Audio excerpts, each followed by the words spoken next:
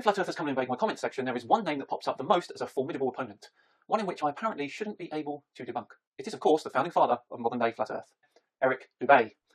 For some reason, he seems to be some sort of flat earth messiah, and the requests to do a video on him have been numerous, so spotting a video he did about the seasons was my perfect opportunity. Is it some serious flat earth proof? Or a load of old horseshite? Let's find out. In the flat Earth model, the Sun and Moon luminaries revolve around the Earth once every 24 hours for the Sun and approximately 25 hours for the Moon, illuminating like spotlights the areas over which they pass. The Sun's annual journey from tropic to tropic, solstice to solstice, is what determines the length and character of days, nights, and seasons. This is why equatorial regions experience almost year-round summer and heat, while higher latitudes north and especially south experience more distinct seasons with harsh winters. So the seasons are caused by the Sun periodically moving closer and further away from the North Pole. Right, okay. This photo is of a solar anemometry, taken at exactly 7:30 AM from the exact same location all year round. If your confident explanation of the movement of the Sun is correct, why then does the Sun not change size throughout the year? Surely if the Sun is physically moving away from you as the year progresses, it should look smaller, should it not? I'll give you a clue as to why it doesn't. Because your explanation and your model is wrong. Well, to begin with, many other annual solar anemometry time-lapse photos taken at the same time of day over the course of a year do show the Sun changing its apparent size. So a better question is, why have you, Sci-Fi-Scam-Man-Dan, cherry-picked this one particular picture where the Sun doesn't change its apparent size? Why have you ignored all anemometry photos that do show size changes and only presented your audience with one such picture where it doesn't? Furthermore, if the picture you chose is authentic, then how do you explain the fact that the entire solar disk can be seen in front of the building obscuring the corner of the roof on July 5th? The same thing happens on the undated Sun appearing between December 22nd and January 1st, which appears closer than the tree in the foreground. In reality, the Sun does change its apparent size all the time, based on a variety of atmospheric conditions and atmospheric lensing. When light of any kind shines through a dense medium, it appears larger, or rather gives a greater glare, at a given distance than when it is seen through a lighter medium. This is more remarkable when the medium holds aqueous particles or vapor in solution, as in a damp or foggy atmosphere. You can see this by standing within a few yards of a street lamp and noticing the size of the light. On going away to many times the distance, the light upon the atmosphere will appear considerably larger. This phenomenon may be noticed to a greater or lesser degree at all times, but when the air is moist and vapory, it is more intense. It is evident that at sunrise and at sunset, the Sun's light must shine through a greater length of atmospheric air than at midday, besides which the air near the Earth is both more dense and holds more watery particles in solution than the higher strata through which the Sun shines at noonday, and hence the light must be dilated or magnified as well as modified in color. So the Sun, as it sets towards the horizon, from a viewer's perspective on Earth, simultaneously gets bigger due to the reason given above, and smaller due to the law of perspective. The net result is what you see. Notice how the distant lights have a brighter and bigger glare, even though they're further away. Many contributing factors, including wavelength, diffraction, air pressure, air temperature, width of aperture, altitude, humidity, and clarity, all contribute to the net result.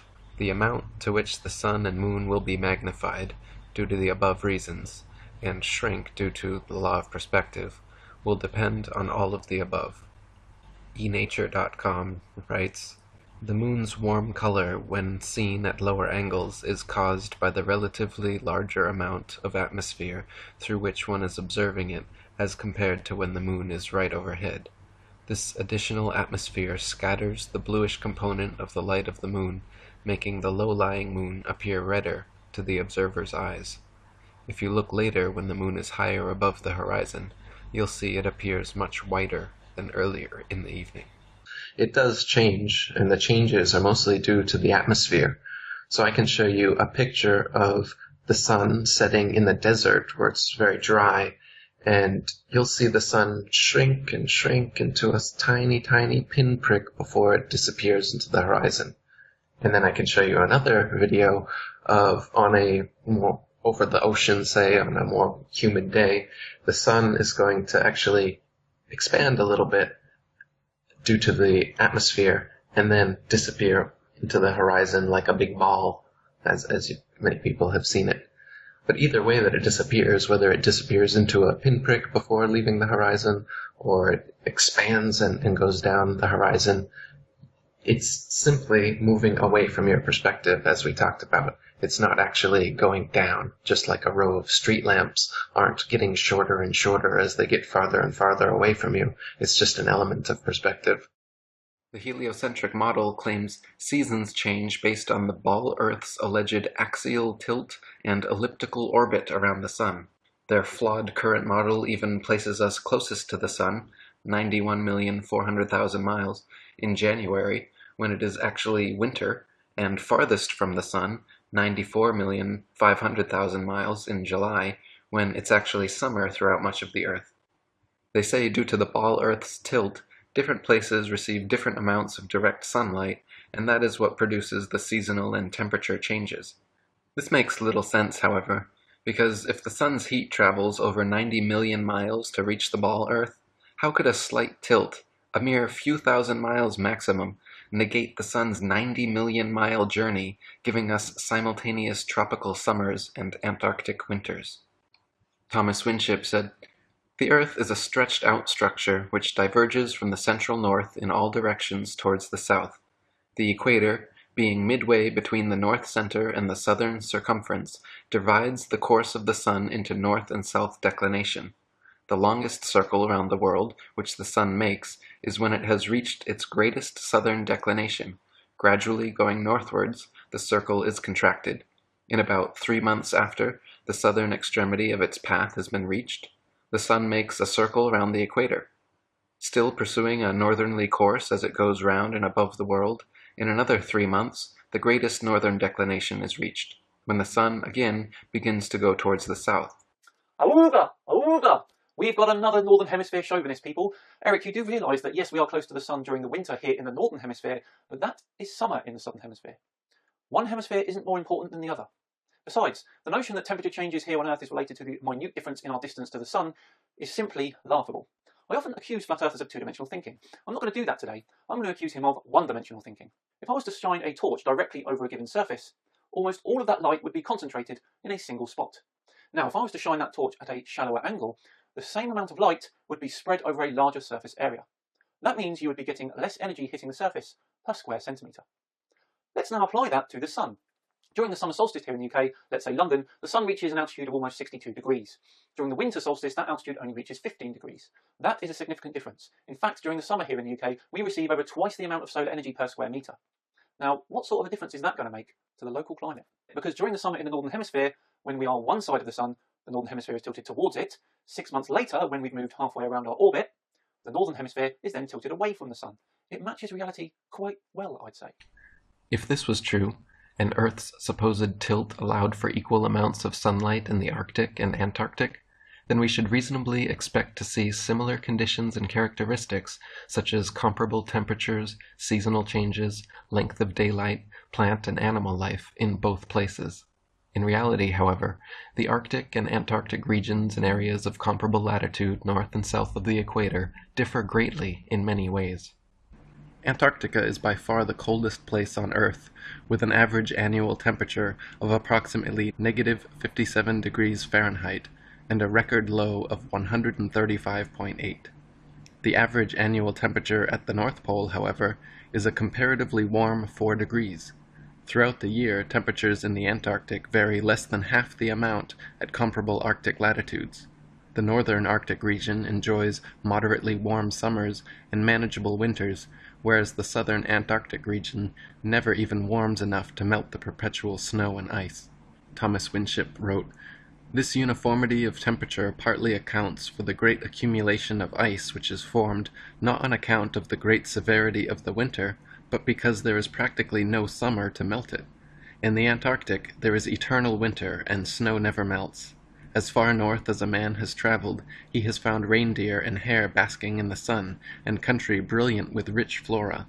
Within the Antarctic Circle, no plant is to be found. The island of Kerguelen at 49 degrees southern latitude has only 18 species of native plants that can survive its hostile climate. Compare this with the island of Iceland at 65 degrees northern latitude. 16 degrees further north of the equator than Kerguelen is south, yet Iceland is home to 870 species of native plants. On the Isle of Georgia, just 54 degrees southern latitude, the same latitude as Canada or England in the north, where dense forests of various tall trees abound, the infamous Captain Cook wrote that he was unable to find a single shrub large enough to make a toothpick. Cook wrote, "Not a tree was to be seen. The lands which lie to the south are doomed by nature to perpetual frigidness, never to feel the warmth of the sun's rays, whose horrible and savage aspect I have not words to describe. Even marine life is sparse in certain tracts of vast extent, and the sea-bird is seldom observed flying over such lonely wastes. The contrasts between the limits of organic life in Arctic and Antarctic zones is very remarkable and significant. Vegetables and land animals are found at nearly 80 degrees in the north, while from the parallel of 58 degrees in the south, the lichen and such-like plants only clothe the rocks, and seabirds and the cetaceous tribes alone are seen upon the desolate beaches. In the Arctic there are 4 clearly distinguished seasons, warm summers, and an abundance of plant and animal life, none of which can be said of the Antarctic. The Eskimo live as far north as the 79th parallel, whereas in the south no native man is found higher than the 56th. W.N.R. Chambers, in Arctic Explorations, wrote, "Beyond the 70th degree of southern latitude, not a tree meets the eye. Wearied with the white waste of snow, forests, woods, even shrubs have disappeared, and given place to a few lichens and creeping woody plants, which scantily clothe the indurated soil. Still, in the farthest north, nature claims her birthright of beauty, and in the brief and rapid summer she brings forth numerous flowers and grasses to bloom for a few days, to be again blasted by the swiftly recurring winter.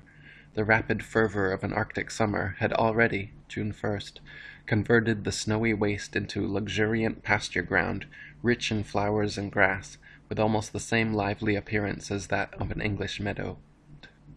In the flat earth model of the cosmos, these Arctic and Antarctic phenomena are easily accounted for and exactly what would be expected. If the sun circles over and around the earth every 24 hours, steadily traveling from tropic to tropic every 6 months, it follows that the northern, central region would annually receive far more heat and sunlight than the southern circumferential region. Since the sun must sweep over the larger southern region in the same 24 hours it has to pass over the smaller northern region, its passage must necessarily be proportionally faster as well. This is why the Antarctic morning dawn and evening twilight are very abrupt, whereas in extreme north, twilight continues for hours after sunset, and many midsummer nights the sun does not set at all. Dr. Samuel Robotham said, "If the sun is fixed and the earth revolves underneath it, the same phenomena would exist at the same distance on each side of the equator. But such is not the case. What can operate to cause the twilight in New Zealand to be so much more sudden, or the nights so much colder than in England? The southern hemisphere cannot revolve more rapidly than the northern. The latitudes are about the same, and the distance round a globe would be the same at 50 degrees south as at 50 degrees north, and as the whole would revolve once in 24 hours, the surface at the 2 places would pass underneath the sun with the same velocity, and the light would approach in the morning and recede in the evening in exactly the same manner. Yet the very contrary is the fact. The constant sunlight of the north develops, with the utmost rapidity, numerous forms of vegetable life, and furnishes subsistence for millions of living creatures. But in the south, where the sunlight never dwells, or lingers about a central region, but rapidly sweeps over sea and land, to complete in 24 hours the great circle of the southern circumference, it has not time to excite and stimulate the surface, and therefore, even in comparatively low southern latitudes, everything wears an aspect of desolation. These differences in the north and south could not exist if the earth were a globe, turning upon axes underneath a non-moving sun. The two hemispheres would at the same latitudes have the same degree of light and heat, and the same general phenomena, both in kind and degree. The peculiarities which are found in the south as compared with the north are only such as could exist upon a stationary plane, having a northern center, concentric with which is the path of the moving sun. This is word salad of the highest quality. Make no mistake. Orbiting the sun, a globular shape, and axial tilt are the reasons why there are seasons. No scientific textbook will ever say it's because of our distance to the sun at any point in our orbit. I believe you call that one a straw man argument. No, it's called critical thinking. A straw man argument is what you set up with your questionable solar analemma photo earlier. What you're witnessing here is an example of a sovereign-minded individual, unblinded by heliocentric pseudoscience, critically examining the claim that summer solstice and the highest recorded temperatures on Earth happen when the globe is allegedly farthest away from the sun. Lastly, Dan rambles off a list of geologic processes which he claims, with no evidence, somehow explain all the radical flora, fauna, seasonal and temperature differences between the Arctic and Antarctic. Well, no shit. The North Pole is on a sheet of ice that sits on water, and the South Pole is an enormous quantity of ice that sits on a continent. To expect them to be exactly the same is just silly. He rambles on more about the differences between the Arctic and the Antarctic regions, and that there shouldn't be any differences at all if the Earth was a globe. Well, to start with, we don't expect them to be exactly the same, but what Mr. Dubay doesn't understand is there is so much more to think about when looking at these regions. Our orbit around the Sun is but a tiny factor amongst many. You need to look at the temperature difference between the equator and each pole, how water and land absorb and emit radiation differently, the air and water currents around each pole, the local geography surrounding the polar regions, the depth of the ocean below the Arctic, the landmass below the Antarctic, the albedo effect, the ice thickness at each pole, etc., etc., etc. So he says there are many factors I'm not considering that cause this, and the very first one he lists is, you need to look at the temperature difference between the equator and the pole. Telling someone to look at the temperature differences between the equator and the pole is not providing evidence, nor a contributing factor to anything. I'm well aware of the temperature differences, and have presented them in my books and videos showing how they are wildly inconsistent with the globe model. Dan then lists several other things I allegedly need to look into, which he again claims with no evidence will somehow explain away all the heliocentric model's problems. Eric, you have a lot to learn. If you could stop reading old books written by scientific illiterates, that would be great. And then stop uploading videos about the content of those books, that would be good too. Oh, and don't forget to enroll in a local astronomy course. That would help. Sci-Fi-Scam-Man-Dan, you too have a lot to learn. If you could stop listening to Freemasonic liars in lab coats and spacesuits, that would be great. And then stop uploading videos where you repeat verbatim everything you were indoctrinated with since kindergarten. That would be good too. Oh, and don't forget to sign up for IFERS, the International Flat Earth Research Society. That would help.